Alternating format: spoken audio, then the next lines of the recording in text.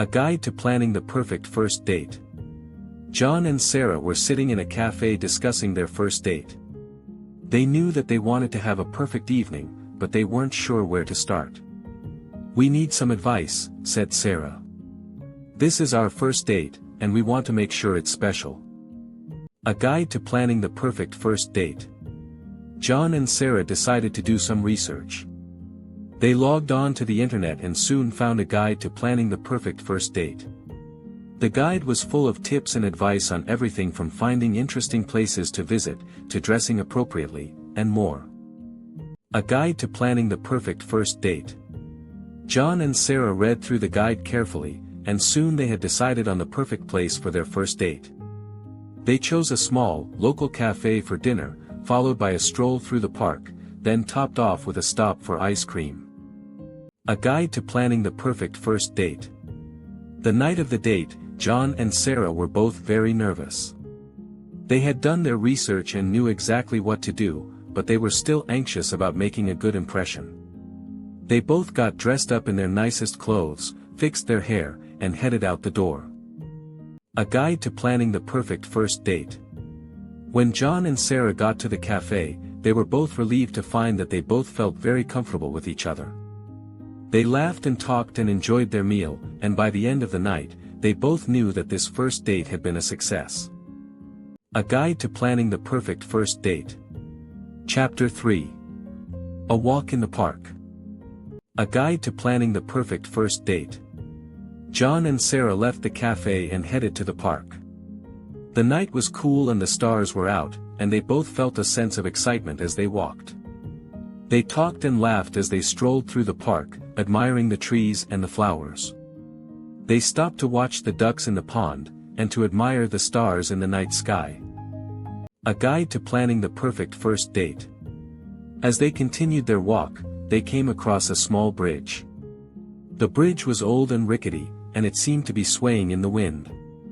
John and Sarah stopped and looked at the bridge. It seemed like a challenge, and they both wanted to try it. A guide to planning the perfect first date. John and Sarah took a deep breath and stepped onto the bridge. It creaked and swayed beneath their feet, and they had to hold onto the railing to keep their balance. They slowly made their way across the bridge, and when they reached the other side, they both felt a sense of accomplishment. They had faced a challenge and conquered it together. A guide to planning the perfect first date. John and Sarah continued their walk, feeling a newfound sense of confidence. They talked and laughed, and soon they were back at the cafe, ready for their ice cream.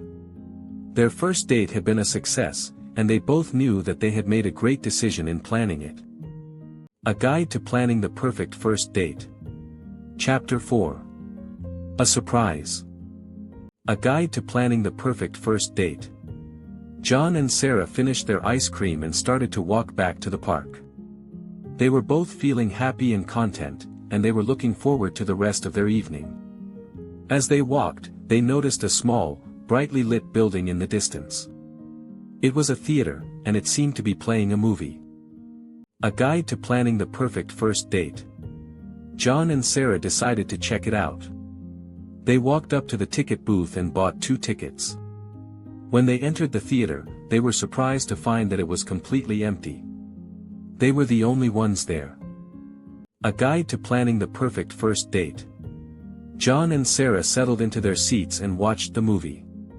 It was a romantic comedy, and they both laughed and enjoyed it. When the movie was over, they both felt a sense of satisfaction. They had found a novel and interesting solution to their challenge of planning the perfect first date.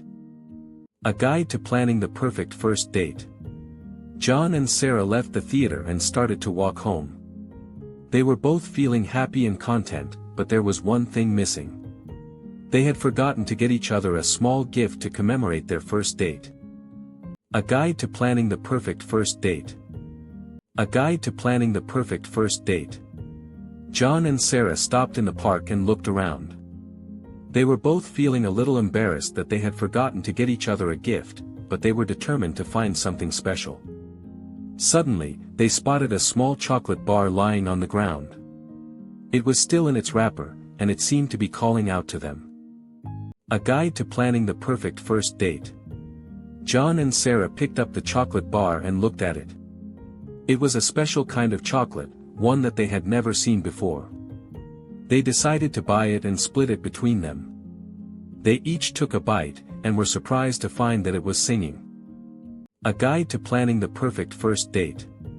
John and Sarah were amazed. They had never heard of a singing chocolate bar before, and they both knew that this was the perfect gift for their first date. They finished the chocolate bar and licked their lips. They were both happy that they had found such a special treat. A guide to planning the perfect first date. John and Sarah continued their walk, feeling content and happy. They had found the perfect gift for their first date, and they both knew that it was something they would never forget. They talked and laughed as they walked, and soon they were back at John's house. A guide to planning the perfect first date. John and Sarah said their goodbyes, and Sarah started to walk home. But before she left, John pulled out a small box and handed it to her. Inside the box was a necklace with a small charm in the shape of a chocolate bar. It was a reminder of their special first date, and of the singing chocolate bar that had brought them together. A guide to planning the perfect first date. John and Sarah smiled at each other, and Sarah put the necklace on. They both knew that this was the start of something special, and they couldn't wait to see what the future held.